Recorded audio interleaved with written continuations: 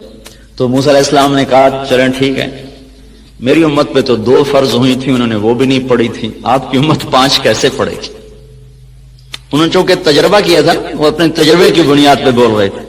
بنو اسرائیل پہ 2 نمازیں فرض تھی، فجر کی 2 رکعت، عصر کی 2 رکعت، بس باقی نفل کو جتنے مرضی پڑھے 2 نماز، اور اس میں رکوع کوئی نہیں تھا، اللہ اکبر سیدھا سجدے میں، اور اس میں تلاوت کوئی نہیں تھی، جو اپنی کتاب تو یاد ہی نہیں کر سکتے تھے، تورات زبور انجیل نے مٹ جانا تھا تو اللہ نے اس کا نظام ایسا بنایا کہ اس کو یاد کو نہیں کر سکتا تھا، تو لہٰذا ان کی نماز میں تسبیح ہوتی تھی، سبحان اللہ سبحان اللہ سبحان اللہ، جو بھی ان کی زبان میں تھا، الحمدللہ اللہ اکبر، وہ تسبیح پڑھتے رہتے تھے اور پھر سیدھے سجدے میں چلے جاتے تھے۔ اللہ تعالیٰ نے ہماری نماز کو مزین کیا قرآن کی تلاوت کے ساتھ، قرآن کو باقی رکھنا تھا تو اس کے حافظ پیدا فرما دیے۔ دنیا میں واحد کتاب ہے جو بن سمجھے یاد کی جاتی ہے، بن سمجھے یاد کرائی جاتی ہے، یاد کرنے والا بچہ ہے پاکستانی جس کو پتہ نہیں میں کیا یاد کر رہا ہوں، یاد کرانے والا استاد قاری ہے جس نے عربی کو نہیں پڑھا، اسے کچھ پتہ نہیں میں کیا یاد کرا رہا ہوں، اور اس کی تنخواہ اتنی تھوڑی ہے کہ وہ بیمار ہو جائے تو نزلے کی دوا بھی اپنی تنخواہ میں سے نہیں لے سکتا، اس کے بچے کی شادی ہو تو اپنی تنخواہ میں 1 جوڑا کپڑے لے کر اپنی بیٹی کو نہیں دے سکتا، اتنی قلیل تنخواہ کے ساتھ وہ اپنے آپ کو چٹائی کے ساتھ سی کر بیٹھا ہوا ہے، اور ساری زندگی اس کی ایک کمرے میں گزر جاتی ہے، درسگاہ سے گھر، گھر سے درسگاہ، اتنی بڑی مشقت پر اس کو کس نے آمادہ کیا ہے؟ یہ آسمان کا غیبی نظام ہے جس نے قلوب کو مسخر کر دیا ہے، اور ایک طبقہ یاد کر رہا ہے، دوسرا یاد کرا رہا ہے۔ جب روس میں کمیونسٹ عروج پر تھے، برزنف کا دور تھا، تو 1982 میں گیا تھا انگلینڈ جماعت میں، تو وہاں 4 آدمی ملے، انہوں نے کہا کہ ہم گئے تھے رشیا گئے تھے جماعت میں، تو جیسے یہاں وہ کمرہ، وہ دروازہ ہوتا ہے، اس میں گزرو تو جو بھی کوئی چیز سٹیل کی ہوتی ہے تو وہ ٹاں ٹاں کرنے لگتا ہے، تو رشیا میں ماسکو ایئرپورٹ پر جو آلہ تھا وہ کاغذ پہ ٹاں ٹاں کرتا تھا کہ کسی قسم کا کوئی لٹریچر اندر نہیں جانا چاہیے، کہ ایک ملائیشین ساتھ تھا ہمارے، اس کو وہ آلہ لگائیں تو وہ آلہ بولے، تو اس کے کرتا دیکھا، شلوار دیکھی، کچھ بھی نہیں، انہوں نے اس کے کپڑے اتروا دیے، کچھ بھی نہیں، آخر جب وہ انہوں نے جرابیں اترائیں تو جراب کے اندر ایک کاغذ کہیں سے پھنسا ہوا تھا جس پر وہ آلہ ٹاں ٹاں ٹاں کر رہا تھا، اس قدر سختی۔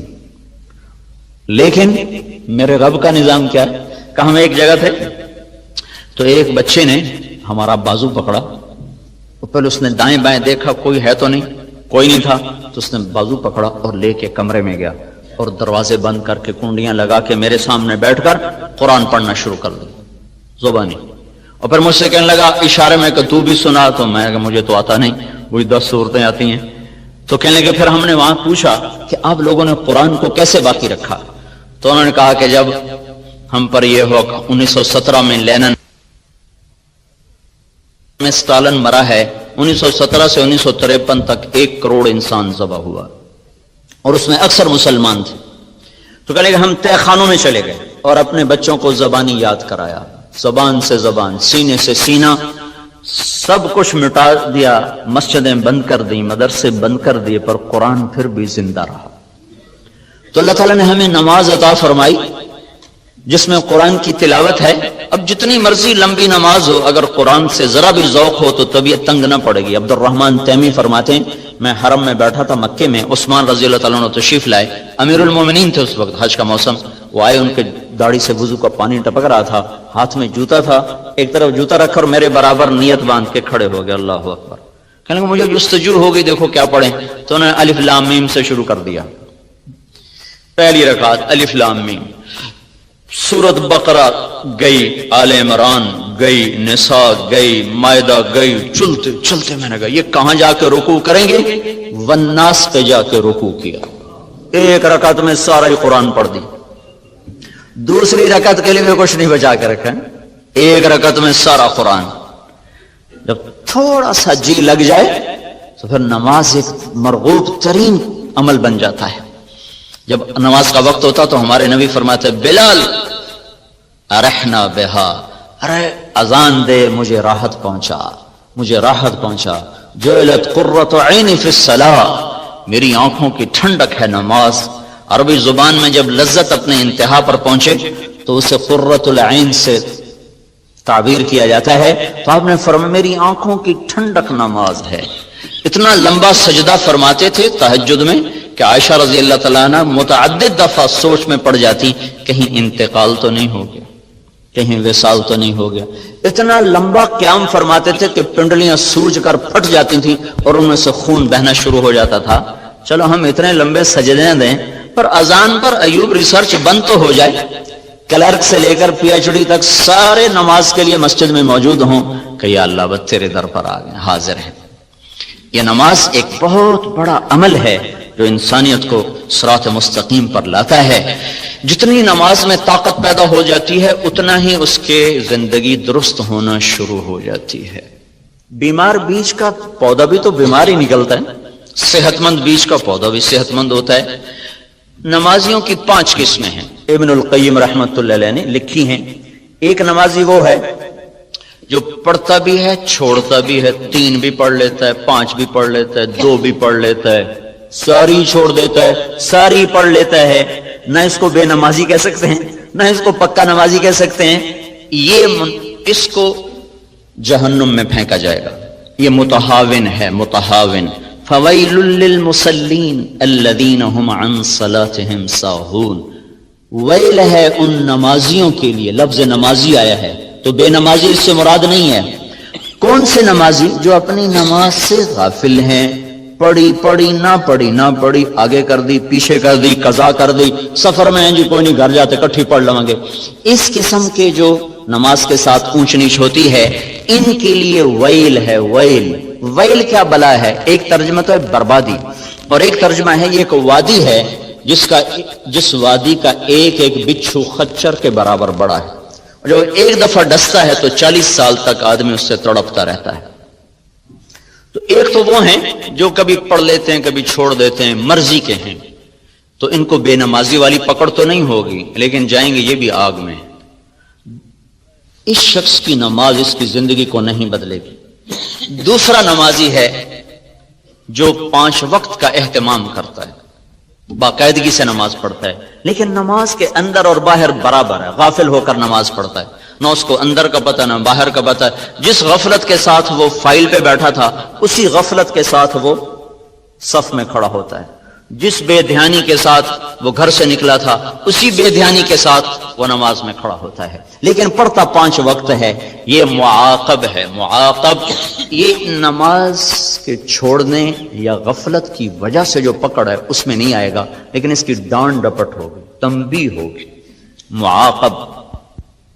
اس کی نماز بھی اس کی زندگی پر اثر انداز نہیں ہوگی. اس میں وہ جواب آ گیا ہے جو نماز پڑھ کے بھی لوگ رشوت لیتے ہیں, نماز پڑھ کے بھی لوگ گالیاں دیتے ہیں, نماز پڑھ کے بھی لوگ یہ کرتے ہیں. ایسی نماز کا کیا فائدہ؟ یہ بات تو غلط ہے. ایسی نماز کا فائدہ یہ ہے کہ نماز نہ پڑھنے کی سزا نہیں ملے گی. گالی دینے کی سزا ملے گی, نماز نہ پڑھنے کی سزا ملے گی. یہ اس سے بدرجہ بہتر ہے جو گالیاں بھی دیتا ہے نماز بھی نہیں پڑھتا. 2 جرم ہو گئے. جو رشوت بھی لیتا ہے نماز بھی نہیں پڑھتا, اس کے 2 جرم ہو گئے. قرآن کا دستور ہے فَمَن يَعْمَلْ مِثْقَالَ ذَرَّةٍ خَيْرًا يَرَهُ وَمَن يَعْمَلْ مِثْقَالَ ذَرَّةٍ شَرًّا يَرَهُ. رائی کے برابر اچھائی کر لو تو اس کا اجر ملے گا, رائی کے برابر برائی کر لو تو اس کی سزا ملے گی. اب اس میں سے اللہ جس کو چاہے معاف کر دے. تو یہ ایک ہمارے ہاں بات چلی, کیا فائدہ جی ایسی نماز کا, کیا فائدہ ایسی نماز, ایسے حج کا کیا فائدہ, ایسے روزے کا کیا فائدہ, سارا دن ہیرا پھیری کرتے ہیں, ایسے روزے کا کیا فائدہ. اس روزے کا اتنا فائدہ ہے کہ نہ پڑھنے نہ رکھنے کی سزا نہیں ملے گی. یہ فائدہ ہے. یہ کوئی تھوڑا فائدہ نہیں, بہت عظیم فائدہ ہے, بہت بڑا فائدہ ہے. تو کسی گناہ کی وجہ سے کسی نیکی کو چھوڑنے کا حکم نہیں ہے اور کسی نیکی کے غرور میں آ کر کسی گناہ کے کرنے کا حکم نہیں ہے. افراط و تفرید سے بچ کر چلنے کا نام اسلام ہے. کسی نمازی سے کوئی غلطی ہو جائے, تیری نماز کا کیا فائدہ. کوئی داڑھی والا غلطی کر لے تو داڑھی رکھ کے جھوٹ بولتا ہے, تو میں کہتا ہوں داڑھی منڈانے سے پھر جھوٹ بولنا حلال ہو جاتا. وہ ساڑھی تا جی خیر ہے تسی داڑھی رکھ کے جھوٹ بولی جاندے, کیوں تیرا کلمہ میرا کوئی وکر ہے. بھائی جھوٹ کا حرام ہونا داڑھی کی وجہ سے تو نہیں, جھوٹ کا حرام ہونا تو کلمے کی وجہ سے ہے. سچ کی پابندی داڑھی کی وجہ سے نہیں ہے, سچ کی پابندی تو کلمے کی وجہ سے. عدل و انصاف کا تقاضا کلمے کی وجہ سے ہے نا، کہ داڑھی کی وجہ سے۔ ان کا جی داڑھی رکھ کے گناہ کریں پھر بڑی بری بات ہے، تو میں نے کہا کلمہ پڑھ کے جو گناہ کرتے ہو وہ بری بات نہیں۔ شرم و حیا کے تقاضے کلمے کے ساتھ متعلق ہے، شرم و حیا کا جوڑ کلمے کے ساتھ، اور جتنے بھی حلال و حرام کے ترازو ہیں وہ کلمے کے ساتھ ہیں۔ اس کا حصہ ہے داڑھی، یعنی کہ داڑھی کی وجہ سے شریعت زیادہ سخت ہو گئی ہے، یا نماز کی وجہ سے میرے اوپر حکم زیادہ ہیں اور آپ کے اوپر کم ہیں، داڑھی رکھنے کی وجہ سے میرے اوپر سچ بولنا فرض عین ہو گیا اور نہ رکھنے کی وجہ سے میرے لیے حلال ہو گیا، یہ بات تو نہیں ہے۔ تو دوسرے درجے کا نمازی جو ہے تو پابند لیکن غافل ہو کر پڑتا ہے۔ تیسرا درجہ نمازی وہ ہے جو نماز کا اہتمام بھی کرتا ہے اور کوشش بھی کرتا ہے کہ میں ٹھیک ٹھیک پڑھوں، اللہ کے دھیان سے پڑھوں، تو کبھی گھر کے سامنے کبھی اللہ کے سامنے، بس اس طرح وہ گھومتا رہتا ہے، ڈولتا رہتا ہے، کبھی ادھر کبھی ادھر کبھی ادھر کبھی ادھر، لیکن کوشش کرتا رہتا ہے۔ یہ معفو عنہ، یہ ہے جس سے اللہ درگزر فرمائے گا کہ ٹھیک ہے کوشش کی ہے، کوشش کی ہے۔ ابھی تک نماز پر جو قرآن کے وعدے ہیں، تنہا عن الفحشاء والمنکر ونحن نرزقك والعاقبۃ للتقوى وقد افلح المؤمنون الذين هم في صلاتهم خاشعون، کامیاب ہو گیا نماز پڑھنے والے اور رزق ملے گا نماز پر اور برائی سے نکل جاؤ گے نماز پر۔ ابھی وہ درجہ نہیں آیا، چوتھا درجہ آ گیا ہے، وہ جس پر نماز اپنی طاقت کے ساتھ ابھر کر آتی ہے، وائرس سے بچی ہوئی نماز ہے۔ وہ کیا ہے، جب آدمی کہتا اللہ اکبر تو اس کے بعد وہ سب سے کٹ جاتا ہے اور صرف اللہ کی ذات کے سامنے وہ مگن ہو کے کھڑا ہو جاتا ہے۔ یہ ہے قرآن کا مخاطب نمازی، اور یہ وہ نماز ہے جو اس کو برائی سے بھی روکے گی، بے حیائی سے بھی روکے گی۔ یہ وہ نماز ہے جو اس کے ناممکن کو ممکن کر کے دکھا دے گی۔ اس نماز پر وہ نظام چل سکتا ہے جو ساری دنیا کے انسان نہیں چلا سکتا، کہ اللہ اکبر پھر اور کوئی یاد نہ رہے، پھر بس اللہ ہی ہو۔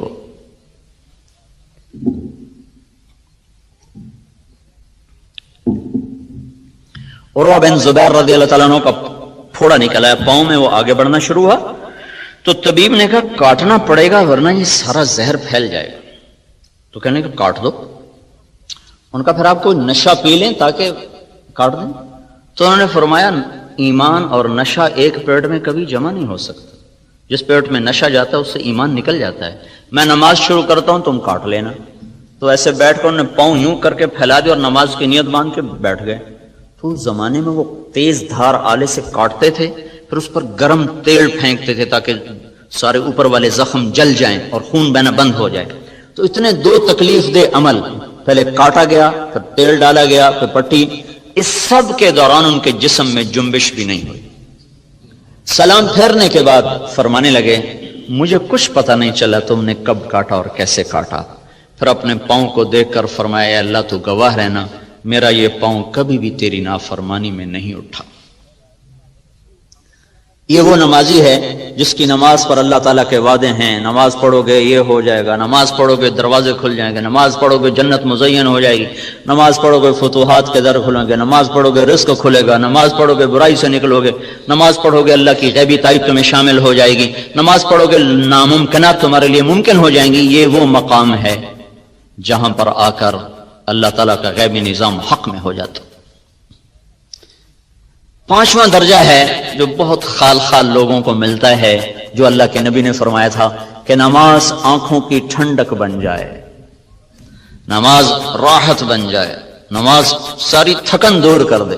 جعلت قرۃ عینی فی الصلاۃ، نماز آنکھوں کی ٹھنڈک بن جائے۔ یہ مقربین لوگ، وہ 22ویں گریڈ کے لوگوں کو یہ نماز ملتی ہے۔ جب وہ اللہ اکبر کہتے ہیں تو پھر وہ ساری دنیا سے غافل ہو جاتے ہیں۔ ابو ریحانہ رضی اللہ تعالیٰ عنہ جہاد کے سفر سے واپس آئے، یا کسی سفر سے، صرف سفر کا لفظ ہے، تو جب رات کو کمرے میں بیوی کے ساتھ خلوت میں آئے تو کہنے لگے 2 نفل پڑھ لوں پھر بیٹھتا ہوں۔ کہنے لگے پڑھ لو۔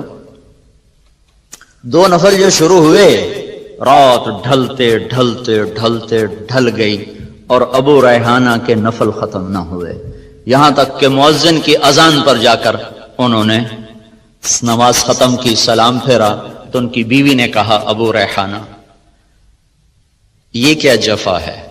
پہلے سفر کی جدائی، پھر کمرے میں رہ کر یہ میرے اوپر زیادتی، کیا میرا حق نہیں تھا؟ کہنے لگے مجھے اللہ کی قسم میں بھول گیا۔ کہنے لگے اللہ کے بندے ایک کمرے میں بیٹھ کر تو کیسے بھول گیا؟ یہ ہمارے تو لوگ چلے میں جاتے ہیں نا، وہاں بھی روز فون بیویوں کو کرتے ہیں کہ حال ٹھیک ہے، آج کی پکائے نے؟ آج پالک پکائے۔ چلے میں جا کر بھی یہ جو موبائل فون روز۔ ایک مولوی صاحب سال لگا رہے تھے میرے پاس، کہنے کہ بیوی کا خط نہیں آ رہا، بڑا پریشان ہوں۔ میں نے کہا اچھا ٹھیک ہے دعا کرو۔ تو کوئی 15-20 دن گزرے تو میں گزرا تو وہ مولوی صاحب جو تھے نا ایسے لیٹے ہوئے، امریکہ سے آئے تھے سال لگانے کے لیے جماعت، تو لیٹے ہنس رہے تھے۔ اب یقین مانے مجھے کچھ پتہ نہیں، لیکن میں نے اندازہ لگایا کہ لگتا ہے خط آ گیا۔ میں نے کہا مولوی صاحب کیا بیگم کا خط آ گیا؟ کہنے لگے ہاں آ گیا۔ اور یہاں ایک کمرے میں ان کو یاد ہی کوئی نہیں ہوا میرے پاس کوئی ہے۔ تو وہ کہنے لگی اللہ تیرا بھلا کرے، تجھے میں کیسے بھول گئی، تیرے برابر تو بیٹھی ہوں۔ کہنے لگے جب میں نے قرآن پڑھنا شروع کیا تو میرے آگے جنت کھل گئی، مجھے کچھ یاد نہیں رہا۔ یہ بھی نماز کا ایک درجہ ہے۔ پر چلو یہ نہ صحیح، اتنا تو ہو، کوئی ادھیڑ بن تو ہو، کچھ ادھیڑ بن تو ہو۔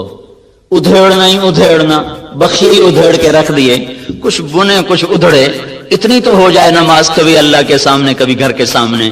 جب ایسی نہ پڑھ سکیں تو پھر بعد میں نہ، اس لیے تو ہے جب آپ سلام پھیرتے تو کہتے تھے اللہ اکبر، پھر کہتے تھے استغفر اللہ استغفر اللہ استغفر اللہ، میرے مولا مجھے معاف کر دے، مجھے معاف کر دے، مجھے معاف کر دے۔ کون سا گناہ کیا ہے جس پر معافی مانگی جا رہی؟ یہ کیا ہے کہ جیسے تیرے سامنے کھڑا ہونا تھا میں نہیں کھڑا ہو سکا، مجھے معاف کر دے۔ جیسے تیرے سامنے سجدوں کی ضرورت تھی میں ویسے سجدے نہیں کر سکا، یا اللہ تو مجھے معاف کر دے۔ تو اللہ تعالیٰ آپ کو وہ سجائے گا، وہ علم آپ پر کھولے گا کہ جیسے آج کا یہاں کا بڑا ڈاکٹر وہ ہے جو یورپ سے امریکہ سے ڈگری لے کر آ رہا ہو، پھر ایک وقت آپ اپنی آنکھوں سے دیکھیں گے کہ وہاں سے دنیا اڑ اڑ کر آئے گی اور آپ سے سیکھے گی کہ ہمیں بھی بتاؤ۔ 700 سال تک اسپین مرکز نہیں رہا، قرطبہ کے یونیورسٹیاں بھری ہوتی تھی ساری دنیا کے طلبہ سے، بغداد کی یونیورسٹیاں بھری ہوتی تھی ساری دنیا کے طلبہ سے، کھچ کھچ کر انسانی 1000 برس تک انسانوں کو قانون دیا ہے، زندگی کے راستے بتائے ہیں۔ 200 سال سے زوال ہوا ہے تو ہم اتنے احساس کمتری کا شکار ہو گئے کہ جیسے ہمارے پاس کوئی سرمایہ کوئی نہیں۔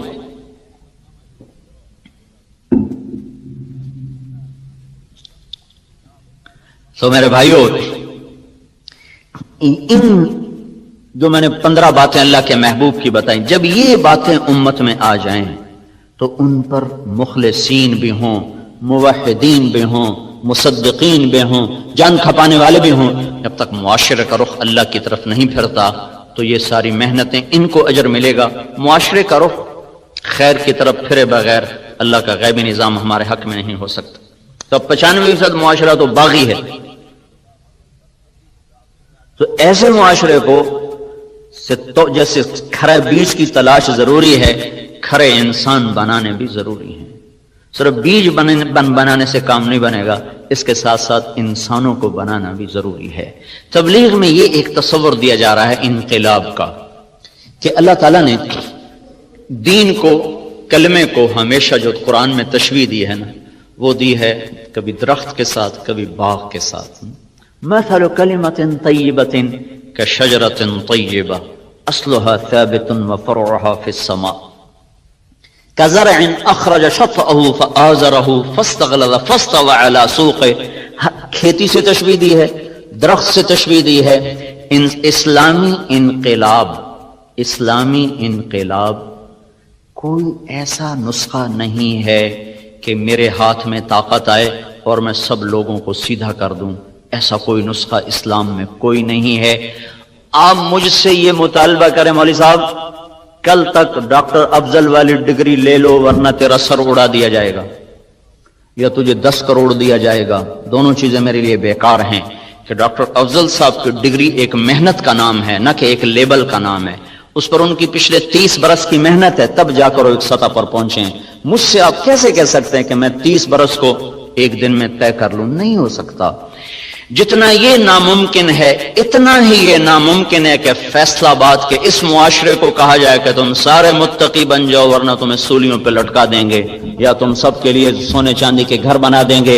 ان کو سونے کے گھر بنا کے دیں، یہ پھر بھی تقوی پہ نہیں آ سکتے، اور ان کو آپ سولیوں پہ لٹکا دیں، یہ پھر بھی تقوی پہ نہیں آ سکتے، کہ تقوی کسی لیبل کا نام نہیں ہے، تقوی ایک صفت ہے جو محنت کرتے کرتے بسیار سفر باید تا پختہ شود خامے، ایک لمبے سفر کے بعد یہ چیز حاصل ہوتی ہے۔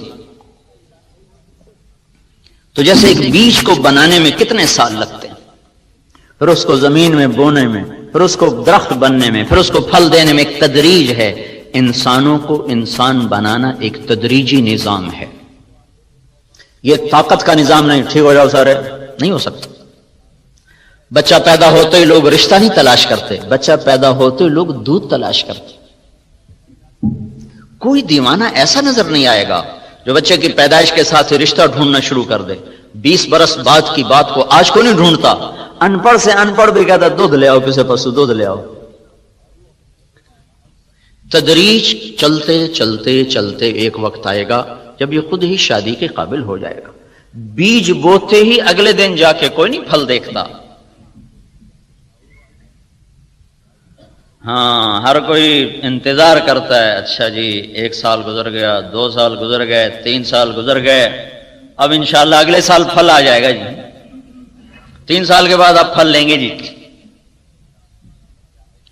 ہم نے باغ لگایا تھا کوئی 30-32 ایکڑ، تو ابھی چند پہلے کی بات ہے، میرا چھوٹا بھائی مالی سے پوچھ رہا تھا، ہم نے کہا پھل کدا لینا ہے کہ جی حالی 2 سال دیر ہے، تو اس نے کوئی نہیں کہا یار اسی بڑی دیر نہ لایا سانو ہنے پھل چاہیے۔ اچھا بھائی ٹھیک ہے، تدریج کائنات کا ایک ایسا محکم قانون ہے جس کو نہیں توڑا جا سکتا، لیکن دین کے معاملے میں ہم جذباتی ہو جاتے ہیں، اس میں کہا ابھی ہو جائے، ابھی ہتھیلی پہ سرسوں جماعت۔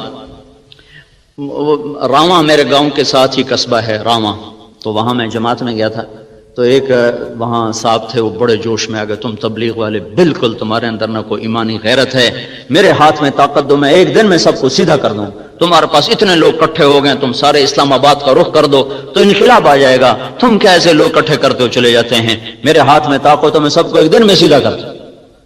بیچ میں ایک آدمی بولا میاں صاحب تھوڑے پتر نماز پڑھ دینا، کہ وہ تو کوئی نہیں پڑھ دے کہ پہلے انہوں نے تو پڑھا لو، ڈنڈے سے تو اولاد نہیں مانتی۔ میں جب اسکول میں تھا سینٹرل ماڈل 69 تک میں رہا، 64 سے 69 تک میٹرک وہیں سے کیا تھا، 6 سے 10۔ تو ہمارے ایک وارڈن آ گئے تھے ہاسٹل کے، طالب حسین مرحوم، بڑے نیک استاد تھے، لیکن اس وقت ہماری سوچ فاسد، تو ہمیں بالکل زہر لگتے تھے۔ انہوں نے نماز کو لازمی قرار دے دیا، حاضری ہوتی تھی مغرب کی نماز میں اور عشاء کی نماز، 2 نمازوں میں حاضری ہوتی تھی۔ تو عشاء کی نماز ہو رہی تھی، میں سب سے پچھلی صف میں کھڑا تھا، میرے برابر میں ایک لڑکا مرید کے کا آ کے کھڑا، میرا روم میٹ تھا، 1 سال مجھ سے پیچھے تھا، تو اس نے آ کر نماز کی نیت باندھی، 4 رکعت نماز فرض عشاء واسطے طالب حسین دے، اللہ اکبر۔ ہاں جی، وہ میری نماز بھی ٹوٹ گئی، اور میں کہا ایک ہی کیتا ہے کہ میں تو طالب حسین دی پڑھدا پیا، رب دی تو پڑھدا کوئی۔ تو ہم لوگ جو کہتے ہیں حکومت تم تبلیغ والے ایسے بس مری مری باتیں کرتے ہو، ڈنڈا ہاتھ میں سب کو سیدھا کر، وہ ایسے سیدھے ہوں گے جیسے وہ سیدھا ہوا تھا، واسطے طالب حسین دے، اللہ اکبر۔ افراد کو بنانا پڑتا ہے، حکم سے نہیں بنتے، افراد تیار کیے جاتے ہیں، اور ہر اینٹ کو الگ الگ پکایا جاتا ہے، ہر اینٹ الگ الگ آگ مانگتی ہے، تب جا کر وہ تیار ہوتی ہے، پھر جا کر وہ دیوار پہ لگتی ہے۔ ایسے ہی معاشرے کو ایمانی اصولوں پر لانے کے لیے ہر مرد عورت پر الگ محنت کرنا ہوگی، ورنہ اللہ نبیوں کو شروع میں دے دیتا معجزے، پھونک مارتے سارے ٹھیک ہو جاتے۔ معجزات نہیں دیے گئے، معجزات دیے گئے قوت کو بتانے کے لیے، ایسا کوئی معجزہ نہیں دیا گیا کہ ایک نظر ڈالیں اور سب سارے ایمان لے آئیں. اللہ کے نبی سے بڑھ کر کس کی نظر ہوگی؟ چونکہ ہمارے ہاں ایک تو جہالت ہے، اور جہالت کا علاج کوئی نہیں. سارے مرض کا علاج ہے، تو جہالت کا علاج کوئی نہیں. اور ہم ہندوازم سے آئے اسلام میں تو جوگ کا ایک تصور ہے، ان کے کرتب، ان کے کرشمے اور ان کی وہ عجیب و غریب حرکات سکنات، اسی پر ہم ولایت کو بھی تولتے چلے گئے. اور کچھ ہمارے ہاں چونکہ علم حدیث کا نہ کوئی پہچان ہے، نہ معرفت ہے، نہ قرآن سے مناسبت ہے، تو جس نے جو لکھ دیا وہ یہ ڈائجسٹوں نے، کچے پکے رسالوں نے انسانی عقائد کو بہت زیادہ متاثر کیا. کجی وہ تو ہکے نظر نال بیڑے پار ہو جاندے، ہکے نظر نال بندہ کنارے لگ جائے. میں کہ چلو ہکے نظر نال کوئی بی تو بنا دو، ہکے نظر نال کوئی ڈاکٹر افضل تو بنا دو. ہک نظر پائی تو ڈاکٹر شعیب بن گیا. چلو بھائی، ہیں کل کہیں کوئی دیکھا کہ ایک نظر سے ڈاکٹر شعیب جیسا محنتی آدمی اور محقق پیدا ہو جائے؟ یا آپ سارے ماشاءاللہ اپنے لائن کے ماہر لوگ بیٹھے ہوئے، آپ کی زندگیاں لگ گئیں تب جا کے ایک دولت نصیب ہوئی. دین اس سے کھربوں گنا قیمتی دولت ہے. ایک نظر سے اللہ دے سکتا ہے کسی کو؟ اللہ کے محبوب سے بڑی نظر کس کی ہوگی؟ اللہ کے محبوب سے طاقتور تاثیر صحبت کس کی ہوگی؟ اور آپ کو کتنی تمنا تھی کہ قریش میری قوم ایمان لے آئے. قوم نے نکالا، ایمان نہیں لائے. 250 آدمی ٹوٹل مسلمان تھے جب آپ مکہ چھوڑ کر تشریف لے. 250 ٹوٹل، 13 برس کی محنت میں 250 آدمی. یہ زمانہ کرشمات کا نہیں ہے، معجزات کا نہیں ہے، اسباب کا جہان ہے. انسان بنانے پڑتے ہیں، اور انسان بنتا ہے مسجد میں جا کر. مسجد ہے جو انسان کو انسان بناتی ہے. مسجد کی زندگی، مسجد کا ماحول ہے جو انسان کو انسان بناتا ہے. جس سے لیبارٹری میں آ کر سائنس کھلتی ہے، مسجد میں جا کر انسانیت کھلتی ہے. یہ پہلا گھر اللہ نے زمین پر بنایا تو مسجد کو، ان اول بیت وضع للناس للذی ببکۃ مبارکا، پہلا گھر جو ہم نے زمین میں بنایا ہے وہ بیت اللہ کو بنایا ہے، مسجد کو بنایا. ہمارے نبی جب مدینے میں گئے سب سے پہلے قباء میں گئے تو مسجد بنائی، مدینے میں پہنچے تو مسجد کو بنایا، پھر امت کا تعلق مسجد کے ساتھ جوڑا. یہ تعلق انسانوں کو انسان بناتا ہے. تو بھائی تبلیغ کا تصور انقلاب یہ ہے کہ ایک ایک دانے کو بنایا جائے، اور دانے کو طاقت سے نہیں بڑھایا جاتا. دانا اپنے قدرتی ایک نظام کے ساتھ بڑھتا ہے، پھر خود بخود وہ درخت بن کر اوپر تک چلا جاتا ہے. ایسے ہی انسانوں کو انسان بنانے کے لیے ایک محنت ہے. جب اس دھارے میں ڈال دیا جاتا ہے تو آہستہ آہستہ آہستہ وہ خود انسانیت کے مراحل کو طے کرتے ہوئے پھلدار بن جاتے ہیں. تحریکوں میں شور و شغب ہوتا ہے اور مثبت کام خاموشی سے ہوتے ہیں. درخت مثبت کاموں میں یہ فرق ہے.